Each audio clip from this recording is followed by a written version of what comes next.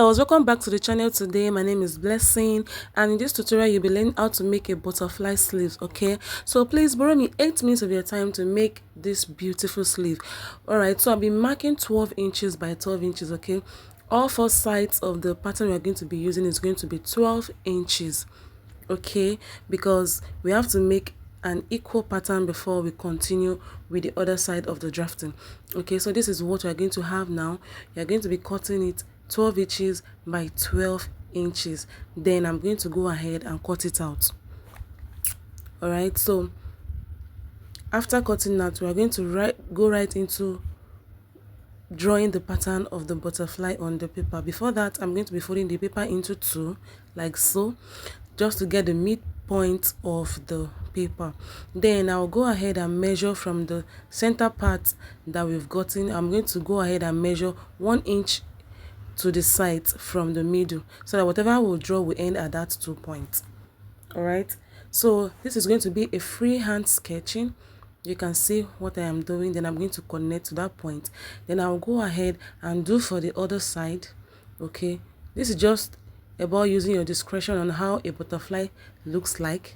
All right, so, or a butterfly wings looks like. So this is another pattern that looks like it. You can as well do something like this. You can see what I am doing. All good, whatever you want to achieve is fine. All right, so I'm going to go ahead now and cut out this one that we already drafted on the bigger size of paper.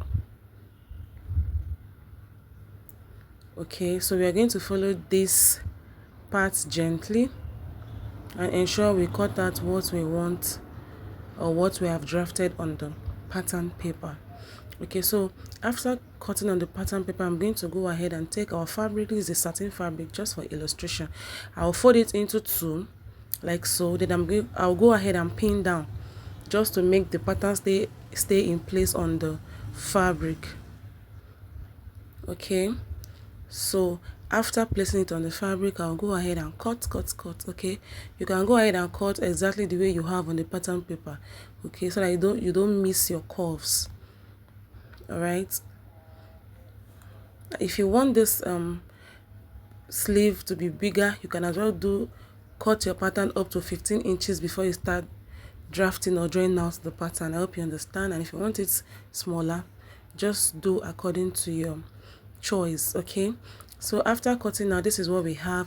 I'm going to go ahead now to place gum stay. Okay, I'm going to be using a peplum stay to give it good structure, which I've placed on one of the piece, because one will serve as the main fabric and the other one will serve as the lining piece.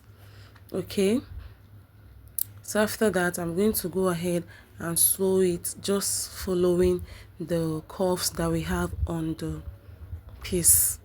All right, so I'm going to use my chalk now to show you what we are going to do, following the curves, just half an inch.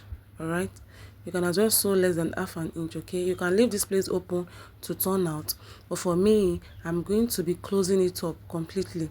Then I'll use this other end to turn out. Okay, I'll use this other end to turn it out. So after sewing, this is what we have. I'm going to go ahead and reduce the sewing allowance to avoid bulkiness.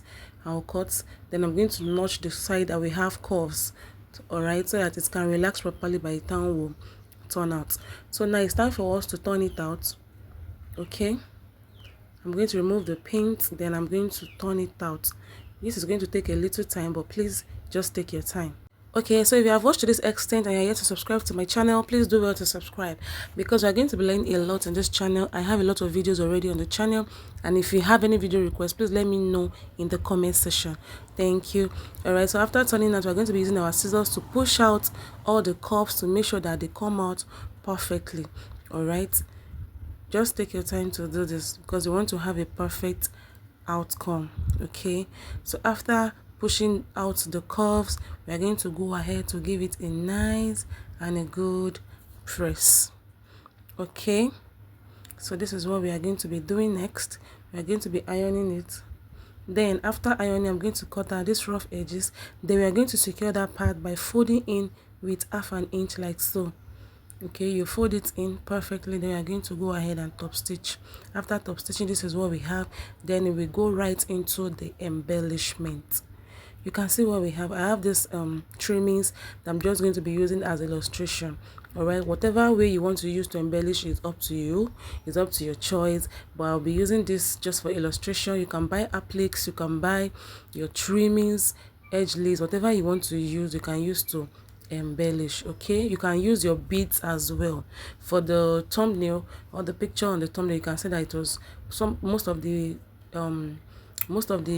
embellishment was done with beads. Okay, you can use your bead, your straw bead, your sand bead, your straw bead, whichever one you want to use is fine. But I'm just trying to show you that this is how you can achieve this sleeve if you intend to do this. Okay, all right, so this is what we have after embellishing the edges.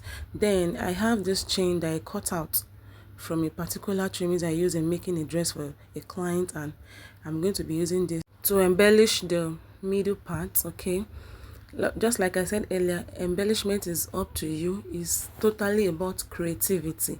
You can do something more than this, you can do less than this. Just make sure what you are going to be achieving is going to be beautiful and up to your taste. Okay, so this is what I'm going to continue doing in this middle part so that we can have a beautiful sleeve. Okay, so I'll just keep applying this chain until I am done filling those lines up. Okay, so like I said, you can use your beads to do this part, your straw beads, your sand beads, whichever one is actually your choice. Okay, so this is just illustration. Then guys, if you know you're going to be doing this for your boat sleeve, you're going to be having 4 of this kind of sleeve. Okay, this one is just for illustration, and it can only serve for just one part of the sleeve, that's one side of the sleeve, because from the picture you will see that you have the sleeve on both the front and on the back of one side of the hand.